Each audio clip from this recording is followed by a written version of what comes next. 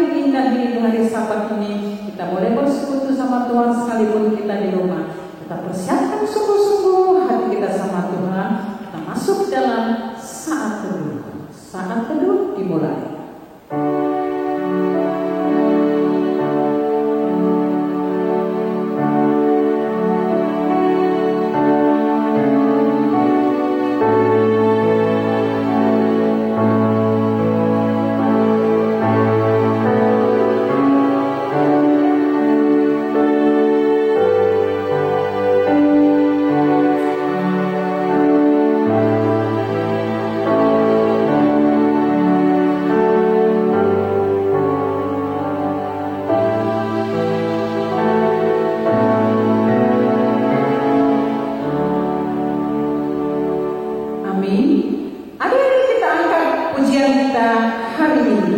Hari ini dijadikan Tuhan adalah hari yang indah. Ayo adik-adik, kita bersemangat untuk Tuhan. Di dalam puasa, di dalam ibadah, di dalam pujian ada puasa. Harus semangat ya adik-adik ya. Kita bernyanyi, ayo Tauling. Semangat, harus semangat, jangan ada yang sedih. Hãy subscribe cho kênh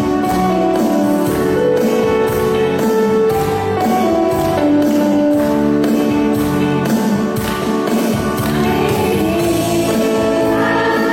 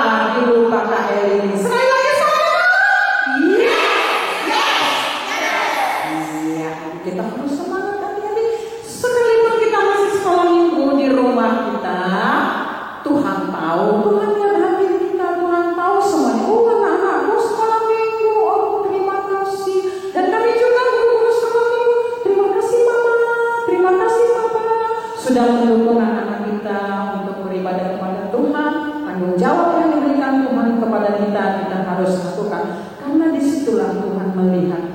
Tuhan tidak pernah meninggalkan kita. Ingat ya, adik-adik, Tuhan tidak pernah meninggalkan kita. Immanuel. Apa artinya? Tuhan bersama kita. Baik Pak adik-adik, sekarang kita kembali.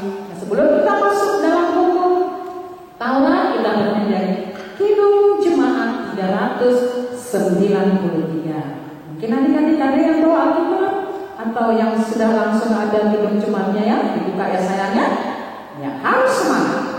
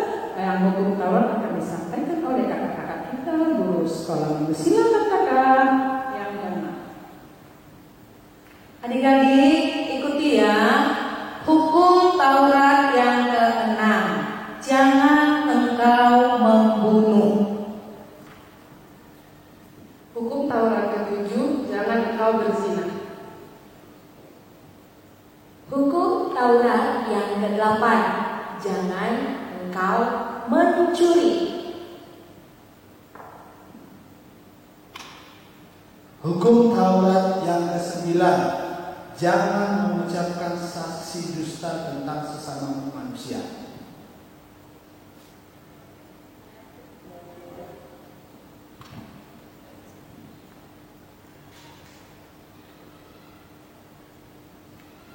Hukum Taurat yang ke-10, jangan engkau mendambakan akan rumah sesamamu, jangan engkau mendambakan akan istrinya, atau anaknya, atau pembantumu laki-laki, atau pembantumu perempuan, atau harta milik sesamamu. Terima kasih banyak kakak-kakak guru sekolah minggu. Kakak yakin juga di rumah semuanya adik-adik sudah ucapkan sama-sama ya sayang ya. Itu adalah firman Tuhan. Nah adik-adik sekarang sebelum kita mendengarkan cerita firman Tuhan, ayo kira-kira siapa yang mau bercerita firman Tuhan nanti deh. Tapi sebelum mendengarkan cerita firman Tuhan, kita bernyanyi dulu ya kakak. Nyanyi kita dari Kidung Jemaat 426. Ya.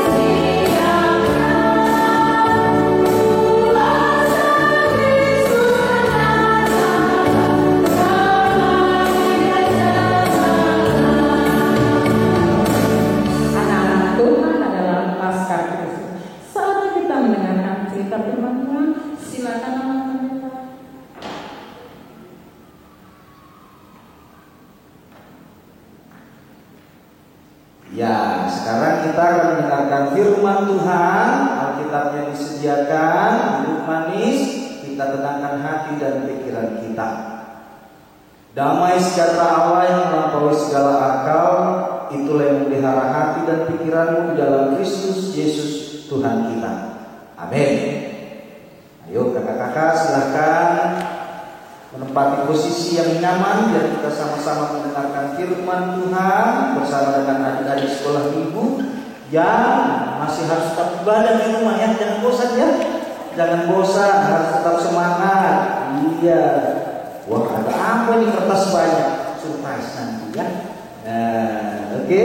Firman Tuhan di minggu pertama setelah cerita hari ini tertulis dari kitab Kejadian pasal 2 ayat yang pertama sampai dengan ayatnya yang ke-11. Oke. Firman Tuhan saya akan bacakan untuk kita semuanya. Demikianlah diselesaikan langit dan bumi dan segala isinya. Ketika Allah pada hari ke-7 telah menyelesaikan pekerjaan yang dibuatnya itu, berhentilah ia pada hari ke-7 dari segala pekerjaan yang telah dibuatnya itu.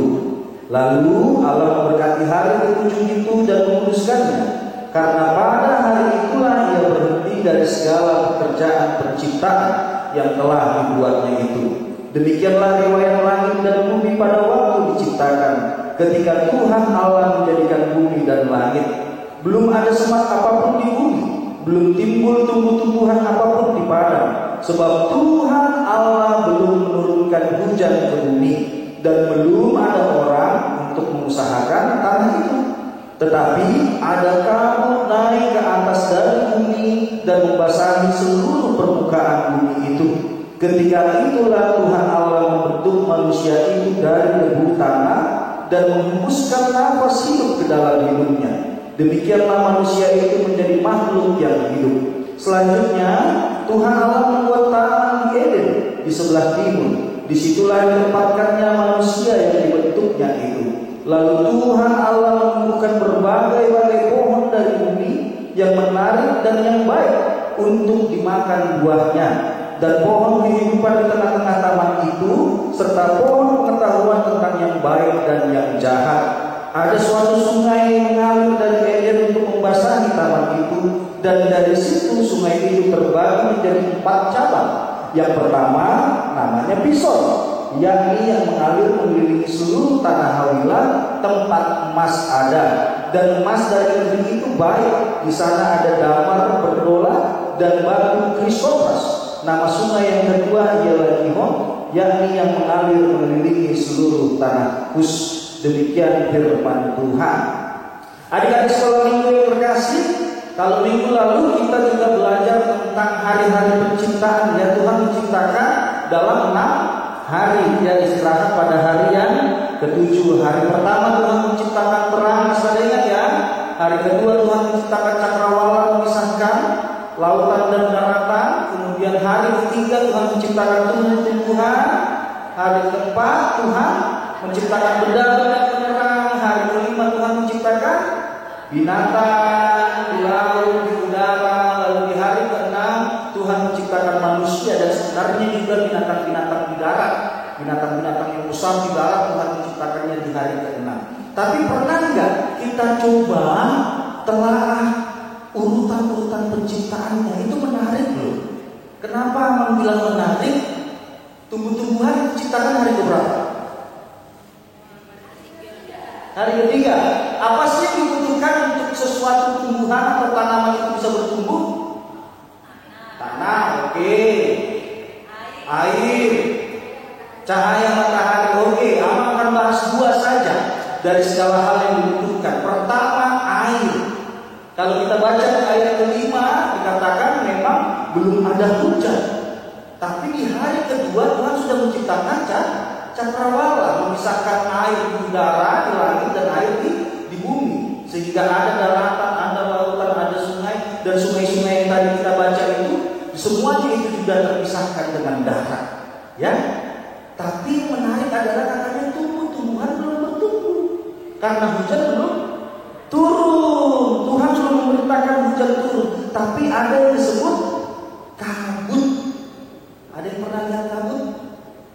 Kabut itu apa sih? Embunnya dia seperti asap tapi berair, sebenarnya itu dari air, gitu ya? Ya, dari air. Makanya kalau di Perjanjian Lama kita baca kabut itu menarik, embun ini menarik. Kenapa? Karena hanya dari embun saja tumbuh-tumbuhan itu bisa bertumbuh dengan baik. Bahkan beberapa tahun yang lalu Amang pernah mengetahui, ada yang tahu cerita orang Israel yang jalan-jalan, nggak jalan-jalan sih ya, tapi mereka keluar dari tanah Mesir menuju tanah Kanaan, lalu Tuhan kasih makanan yang bernama roti. Tahu nggak dari mana dibuat roti mana itu? Dari embun. Mungkin orang nggak percaya kok bisa dari embun bisa muncul roti mana, tapi beberapa tahun yang lalu aku pernah menikmati juga dan pernah tahu ada salah satu teknik mengolah makanan yang namanya, ada yang pernah tahu? Ada yang pernah tahu? Molekular gastronomi namanya. Susah ya nyebutnya ya. Molekular gastronomi. Jadi itu dari sesuatu yang cair lalu ditembakkan nitrogen yang dinginnya bukan main. Nah, disemprot dengan nitrogen yang dinginnya bukan main, akhirnya dia menjadi benda padat, makanan atau es krim. Ya, jadi itu makanan mahal itu karena memang cara membuatnya butuh ilmu, butuh ketepatan, dan biayanya juga mahal. Padahal orang Israel dapat roti mana dengan cara makanan molekular gastronomi itu gratis dari Tuhan. Nggak ada kasir kan, nanti kalau aku roti mana bayar yang enggak kan, gratis gitu. Ya, jadi itulah embun yang pertama. Kemudian untuk dibutuhkan tumbuhan yang kedua adalah cahaya. Kalau tadi kakak guru sekolah minggu cahaya dari matahari. Matahari di hari keberapa ciptakan Tuhan? Hari keempat. Lalu kok bisa tumbuh di hari ketiga? Tumbuh-tumbuhan kan di hari ketiga. Benda-benda penerang ciptakan hari keempat. Lalu gimana itu? Tapi ingat, di hari pertama Tuhan menciptakan terang. Jadi walaupun tidak ada matahari, walaupun tidak ada bulan dan bintang, tapi terang dari Allah. Bahkan firman Tuhan mengatakan Allah adalah terang. Tapi pertanyaan sebelumnya, kalau itu kan waktu diciptakan langit dan bumi kondisinya masih gelap. Gelap itu diciptain atau tidak sih? Gelap diciptain atau tidak? Ayo, gak ada dikatakan pada mulanya Allah menciptakan gelap. Tidak. Gelap itu tidak diciptakan. Kalian browsing di Google, kalian browsing ke segala macam, cari pakar yang paling tahu, tapi mereka pasti sepakat gelap itu bukan sesuatu yang diciptakan, tapi gelap adalah ketidakhadiran terang. Jadi kenapa gelap terjadi? Karena terang belum hadir. Makanya bumi kosong gelap gulita karena terang belum hadir. Baru di hari pertama. Contohnya, masa sih gelap diciptakan? Buka tangannya semuanya. Buka tangannya, sudah. Lalu tutup gelap. Lihat ke dalam. Gelap enggak? Gelap kan? Kita ciptakan gelap itu? Enggak. Lalu kenapa gelap? Karena cahaya dari luar tidak masuk. Jadi memang gelap itu adalah ketidakhadiran terang. Dan ketika terang itu hadir, tumbuhan pun bisa bertumbuh walaupun belum ada matahari dan bintang juga bulan. Bahkan kalau kita baca di Yesaya 60, bahkan di Wahyu dikatakan memang nanti kalau kita sudah di surga kelak, matahari itu nggak butuh lagi. Kita nggak butuh lagi matahari. Ya, biar anak lebih jelas, saya akan bacakan dari kitab Wahyu. Wahyu 21 ayat 23. Oke.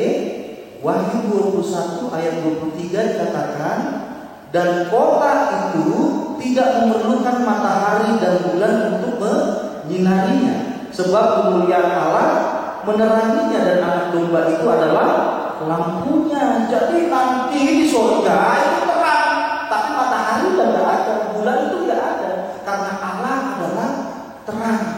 Nah, jadi biar anda di sekolah ini nggak bingung, kok tumbuh-tumbuhan di hari ketiga sudah diciptakan, tapi benda-benda penerang baru hari keempat. Nah, ini juga pengetahuan kakak-kakak sekolah itu ya. Ya, nah itu dia, itu yang menarik terkait dengan penciptaan. Kemudian penciptaan yang paling luar biasa adalah penciptaan manusia. Kalau kita baca di ayat ke-7 tadi, ya, ketika embun itu sudah mulai turun, kabut itu sudah mulai turun, lalu Tuhan membentuk sesuatu dari tanah. Ketika Tuhan sudah membentuk dari tanah, sudah manusia belum? Belum. Jadi apa itu? Ya tanah, itu gak usah bingung kan gitu, ya masih tanah kan gitu. Jadi itu belum dari manusia. Tapi ketika Tuhan menghembuskan nefsi, ruah, roh ke dalam tanah tersebut, barulah menjadi manusia. Jadi manusia itu luar biasa. Binatang cuma dibilang Tuhan, jadilah binatang, jadilah burung, jadilah ikan, jadilah binatang-binatang di laut, di udara, di darat. Hanya seperti itu. Tapi khusus manusia, Tuhan membentuknya dengan tangannya sendiri, lalu menghembuskan nafas kehidupan. Jadi manusia, kita ini adik-adik sekolah ini sungguh sangat berharga. Karena di dalam diri kita, di dalam tubuh kita ini ada dua unsur yang sangat penting. Unsur duniawi, unsur yang fana, yang akan musnah, yang akan hilang. Tapi ada unsur ilahi juga yang kekal, ya, yaitu roh, nafas kehidupan yang diberikan Tuhan. Makanya kalau untuk orang-orang yang percaya, sekalipun tubuhnya mati, tapi dia akan kembali kepada Tuhan rohnya itu. Tapi bukan berarti juga tubuhnya itu menjadi sia-sia, tidak. Kalau untuk orang yang tidak percaya sama Tuhan, memang tubuhnya ketika dikubur ya sudah jadi tanah, jadi debu. Tapi untuk orang percaya pasti akan dibangkitkan kembali. Percaya nggak di situ?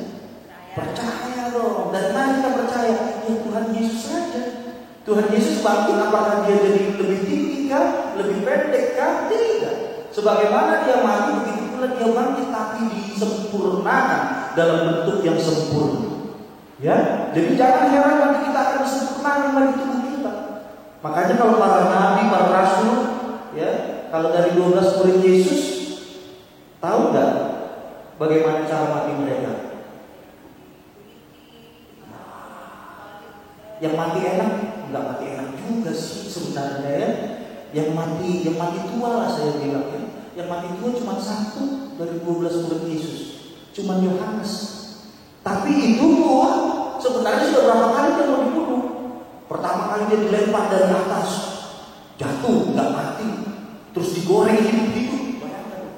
Digoreng hidup-hidup, nggak mati, ya sudah lah. Karena nggak mati-mati dibuanglah dia ke pulau Patmos. Disinilah dia menuliskan kitab Wahyu. Kalau yang lainnya ada yang ditusuk, ditombak dari belakang sampai tertusuk kepala.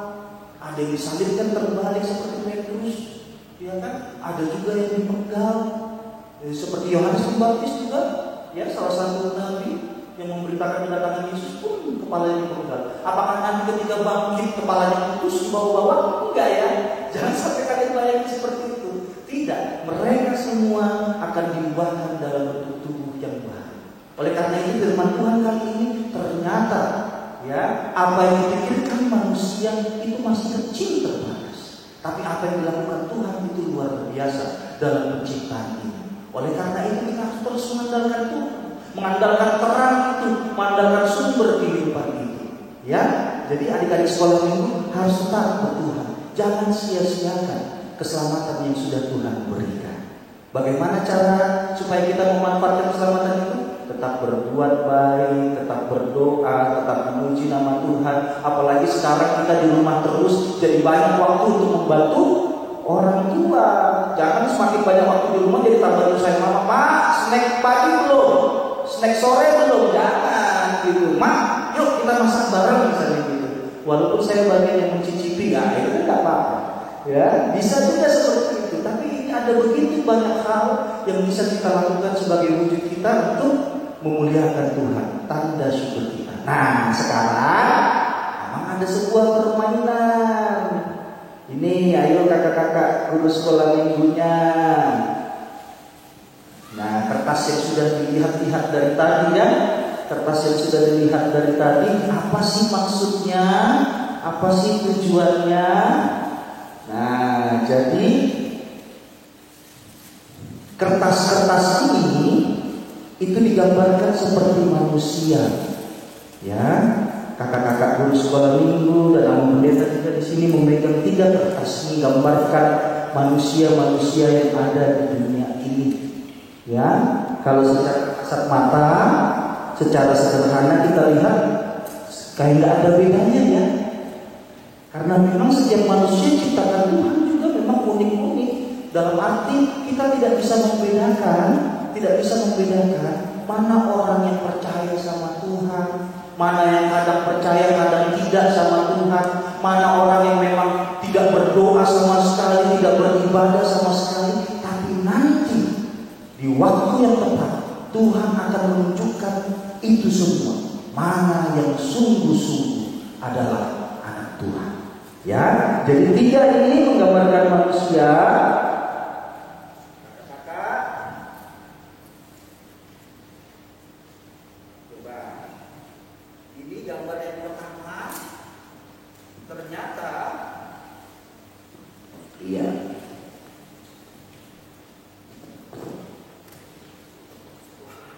Panjang ya. Gambar yang pertama. Boleh settingnya biar saya bisa lihat. Oke. Terima kasih. Nah, di sini ada 3 jenis manusia. Satu adalah orang yang memang tidak mau berdoa, tidak mau mendekat sama Tuhan, tidak mau yang namanya dia memuliakan nama Tuhan, beribadah kepada Tuhan. Jadi ketika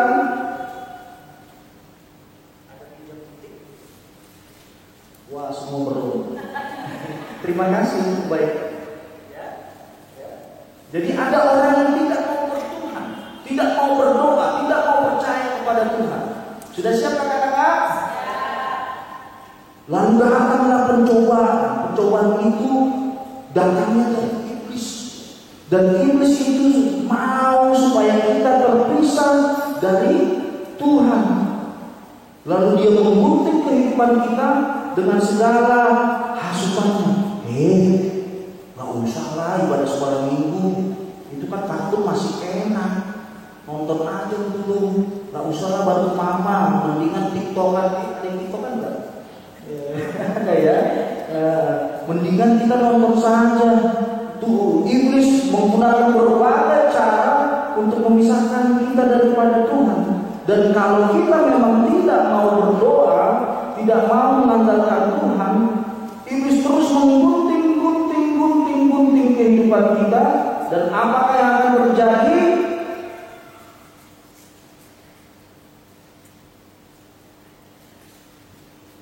Hidup kita terpisah dari Tuhan. Hidup kita terpisah dari Tuhan. Lalu ada juga, sudah katakan, berhasil. Memang yang ini paling mudah. Ya. Kemudian ternyata ada lagi karakter orang yang kedua. Karakter orang yang kedua ini adalah orang yang sudah diselamatkan Tuhan, sudah bertobat, tapi kembali lagi berbuat jahat. Ya, kembali lagi berbuat jahat. Kembali lagi berbuat jahat. Kadang dia berdoa, kadang enggak. Kadang dia berbuat baik, kadang enggak. Lalu datanglah iblis juga untuk mencobai dia. Ya, ini karakter orang yang sudah diselamatkan oleh Tuhan, tapi menyia-nyiakan keselamatan yang daripada Tuhan. Sehingga iblis pun mencobai dia. Iblis dengan berbagai cara, ayolah kita nggak usah berdoa. Toh kalau nggak doa sebelum makan, toh kenyang juga. Kalaupun kita nggak doa sebelum tidur, toh nyenyak juga. Toh masih bangun besok pagi. Iblis dengan berbagai cara mencobai anak-anak yang kadang berdoa, kadang tidak, kadang mengandalkan Tuhan, kadang tidak. Iblis gunting seluruh kehidupannya, bertubi-tubi, sampai akhirnya ya, memang dia tidak terpisah, masih melekat sedikit sama Tuhan. Berhasil ya. Lalu karakter yang ketiga adalah anak-anak Tuhan.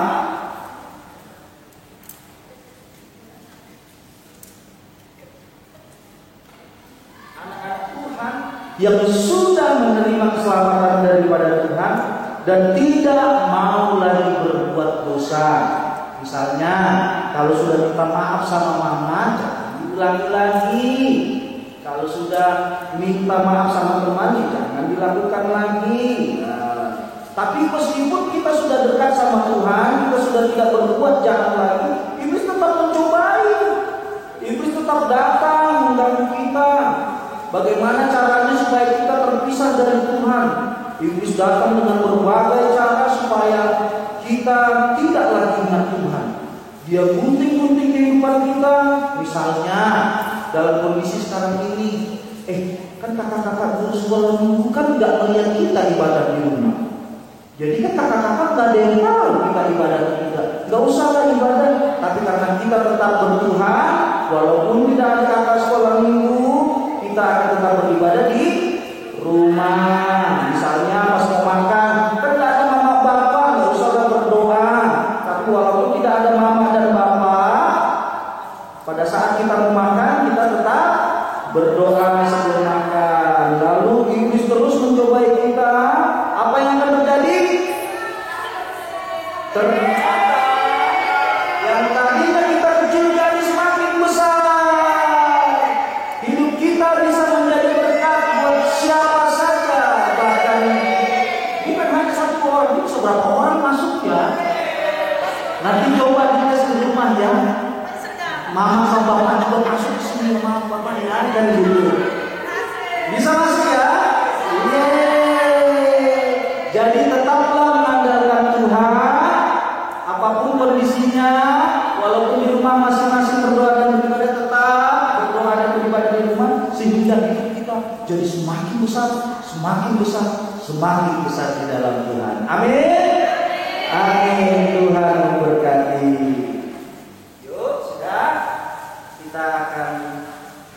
Respon firman Tuhan kita dengan berdoa.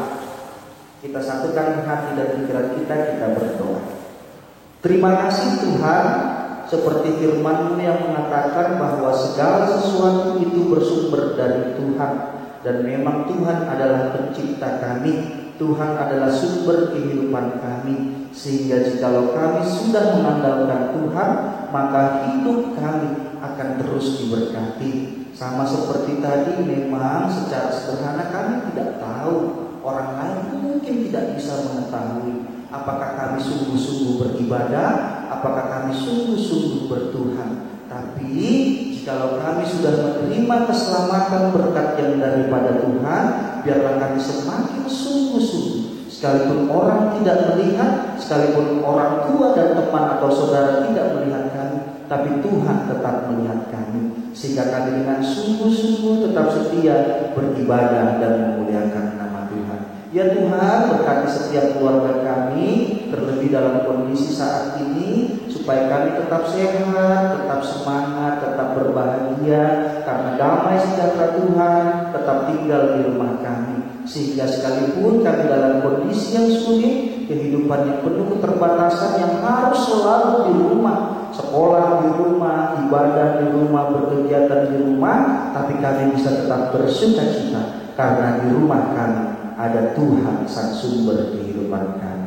Berkati kami semua ya Tuhan, supaya kami pun boleh menjadi saluran berkat-Mu. Berkati juga kakak-kakak guru sekolah minggu yang terus semangat melayani anak-anak-Mu, walaupun melalui rekaman video, melalui virtual, tapi biarlah berkat yang daripada Tuhan itu pun boleh berlimpah dirasakan oleh kakak-kakak guru sekolah minggu, sehingga pelayanan mereka boleh sungguh-sungguh menguatkan iman, menambahkan semangat, dan menjadi kekuatan juga bagi adik-adik sekolah minggu yang dilayani. Berkati setiap keluarga kami, berkati setiap usaha kami, berkati kehidupan kami. Dalam Kristus Yesus kami sudah berdoa dan mengucap syukur. Amin. Terima kasih banyak Mas Pendeta. Woi, adik-adik gimana cerita firman Tuhan tadi? Seru sekali ya. Nah, adik-adik pasti siapa yang sudah tadi memperhatikan Mama Pendeta tadi prakteknya, coba adik-adik di rumah, coba ulang kembali adik-adik ya, coba ya. Orang yang mau belajar adalah orang yang mau pintar. Ya, jangan malas. Ya adik-adik ya. Baik adik-adik, kita sudah mendengarkan cerita firman Tuhan, kita mau bernyanyi di penghujung ibadah kita bernyanyi Allah Maha Kuasa.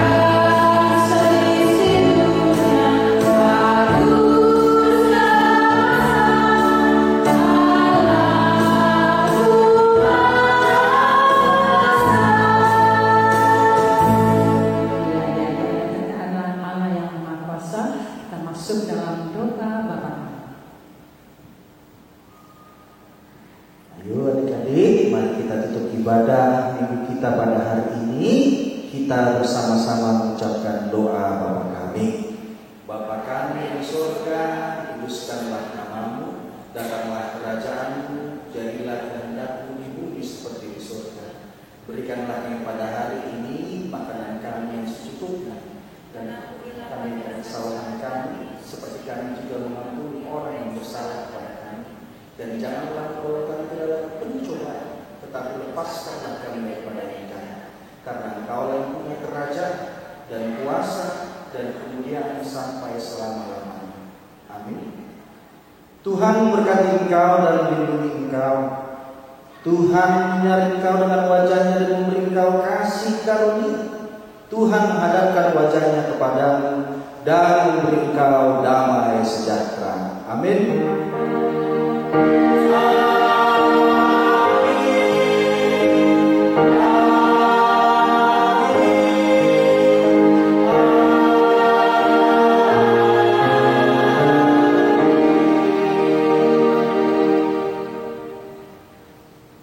Selamat hari Minggu untuk kita semuanya. Tuhan memberkati.